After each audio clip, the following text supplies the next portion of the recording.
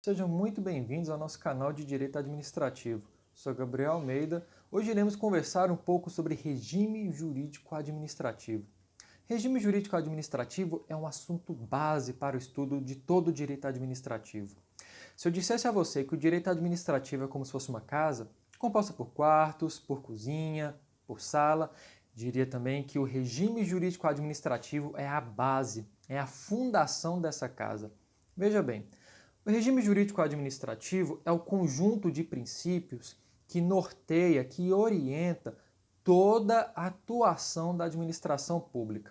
A administração pública no trata em seus diferentes órgãos, a administração pública em uma relação com o particular.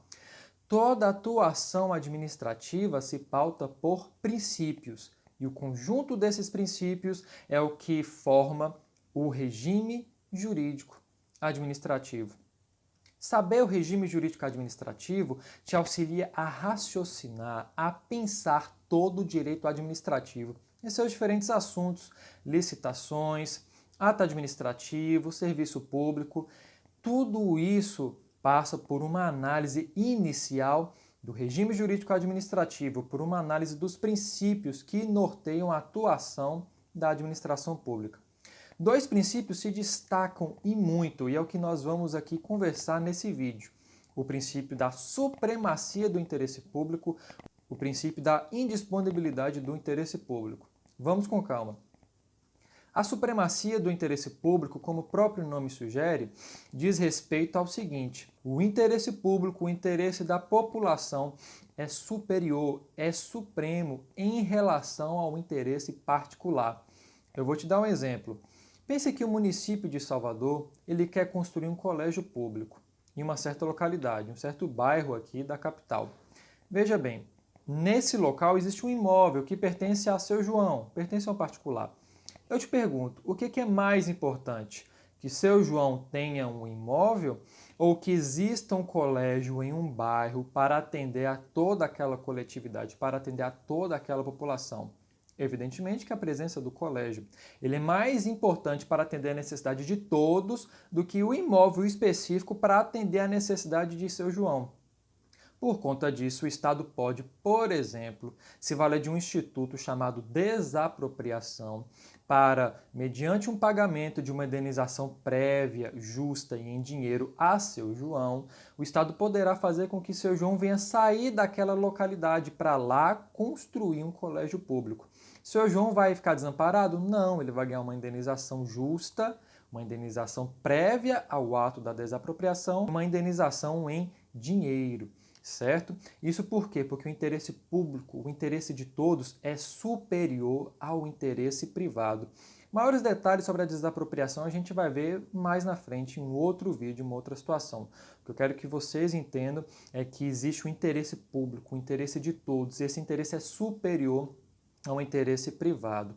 E a esse princípio nós damos o nome de supremacia do interesse público. E é esse princípio que norteia a atuação de toda a administração. Outro princípio que rege o regime jurídico administrativo é a indisponibilidade do interesse público. Eu te pergunto, o Estado ele existe por si só? A administração pública ela existe para satisfazer, para cumprir os seus próprios interesses? Ou ela existe para satisfazer as necessidades coletivas, para satisfazer o interesse de todos? Evidentemente que essa segunda opção, não é verdade? Por meio desse princípio, por meio da indisponibilidade do interesse público, o Estado não pode dispor do interesse público, não pode abrir mão do interesse público, pois este é indisponível. Eu vou te dar alguns exemplos.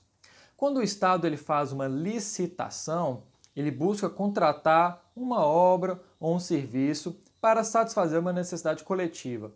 O que norteia uma licitação? É a busca de uma melhor proposta, a busca da proposta mais vantajosa para a administração, ou é contratar a empresa de seu João, de seu Alberto, de Dona Maria?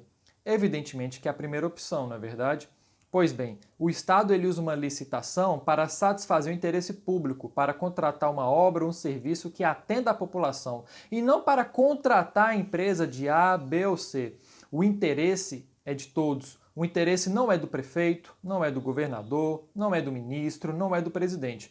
O interesse é da população, é da coletividade. E esse interesse é indisponível. O agente público, a pessoa que está à frente da administração, não pode abrir mão desse interesse. Ele é de todos, ele pertence a todos e o Estado tem que cumprir, certo? O interesse é indisponível. Daí o nome indisponibilidade do interesse público.